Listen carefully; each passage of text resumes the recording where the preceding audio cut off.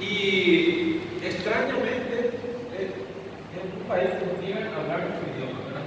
A mí me cuesta entender muchas cosas, pero he escrito obras de teatro. Empezó, por ejemplo, en Yopará y un uruguayo, el actor, no sabía que era uruguayo. Y bueno, de mi mano también pudo aprender algo de guaraní.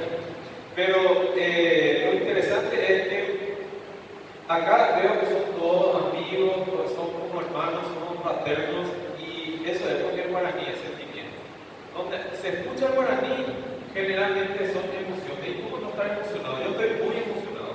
Acá ya hay mucho material para que yo pueda seguir escribiendo obras de teatro, porque yo creo que a través de las artes y de nuestro idioma podemos hacer ese sentido de pertenencia que el paraguayo no tiene. En su institución estoy seguro que hay, pero la mayoría de las muestras siempre estamos mirando la cultura de afuera.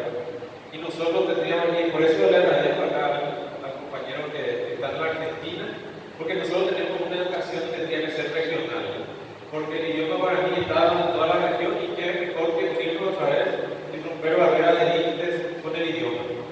Muy emocionado, veo caras que conozco. Yo también fui supervisor en algún momento de mi colega.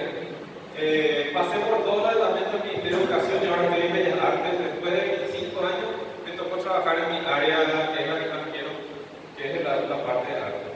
Es donde el querido, apreciado, y discúlpenme, yo le considero uno de los más sabios docentes que topé en la vida, el profesor David Galeano, es doctor honoris causa de mi institución, que por primera vez el año pasado tuvo la gracia de tenerte como en sus filas como doctor honoris causa. Así es que, y por supuesto mi compañera María Antonia, compañera de lucha también en ambas partes, así es que le vamos a volver a Cris muy pronto.